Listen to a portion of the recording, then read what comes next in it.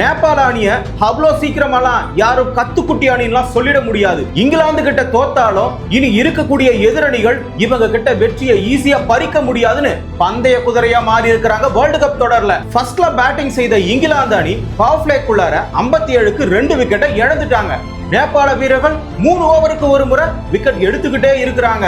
ஆரம்பத்துல பட்லர் அவர்கள் 26 ரன் அடிச்ச ஆட்டத்தை துவக்கி வச்சாலும் இந்த இடத்துல ஜேக்கப் பெத்தல் அடிச்ச 55 ரன்னும் ஹாரி புரூக் அடிச்ச 53 ரன்னும் இங்கிலாந்து பலமா மாத்துச்சு. அதனாலதான் 10 ஓவருக்கு 84 ரன்ல இருந்த இங்கிலாந்து அணி அடுத்த 10 ஓவர்கள்ல இறுதி நேரத்துல 18 பாலுக்கு வில்ஜாக்ஸ் அடிச்ச 39 ரன்னோட 100 ரன்னா சேர்த்து 7 விக்கெட்டை இழந்து இங்கிலாந்து அணி நேபாளத்துக்கு 185 என்ற டார்கெட்டை கொடுத்தாங்க. ஜாஃப்ரா ஆர்ச்சர்லாம் எப்பேற்பட்ட பவுலர். செகண்ட் ஹாஃபினுடைய ஆரம்பத்திலிருந்து முடிவு வரைக்கும் போட்டு பொளக்குறாங்க நேபாள பேட்ஸ்மேன்கள். தொடக்க வீரர்களான ஹாஷிப் ஷேக், புச்சல் 2 பேரும் அதிரடியா தொடங்கி 4 ஓவருக்கு 37 ரன் அடிச்சு நேபாள டீமுக்கு ஆறுதலா இருக்காங்க. அடுத்ததா வந்த திபேந்திர சிங், ரோஹித் பவுடல் 2 பேரும் நாங்க கத்துக்குடிலாம் கிடையாது, பாடம் கத்து கொடுக்கிறவன்னு 52 பாலுக்கு 82 அடிச்சு இங்கிலாந்து களத்திலேயே இஞ்சி தின்ன குரங்கு மாதிரி நிக்க வச்சாங்க. தனிப்பட்ட முறையில திபேந்திர சிங் 29 பாலுக்கு 44 ரன் அடிச்சிருக்கிறாரு.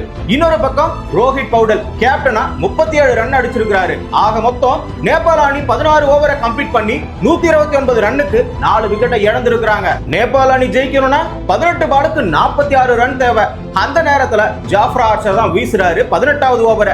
அவர் ஓவர்ல மட்டுமே லோகேஷ் பாம், இன்னொரு பக்கம் குல்சன்ஜா 2 பேரும் சேர்ந்து 22 ரன் அடிக்கிறாங்க 3 சிக்ஸோட. இது இங்கிலாந்து நாட்டிலேயே பாம் போட்ட மாதிரி இருந்தது. 19வது ஓவர் வீசிய லூக்வுட் 14 ரன் கொடுத்திருந்தாலும் குல்சன்ஜாவை விக்கெட் எடுத்ததன் மூலமா நேபாள அணிக்கு நெருக்கடியை கொடுத்திருக்கிறாரு. 6 பாலுக்கு 10 ரன் தேவை. அந்த நேரத்துல பட்லர் பால தூக்கி ஷாங்கரன் கிட்ட கொடுத்துட்டாரு.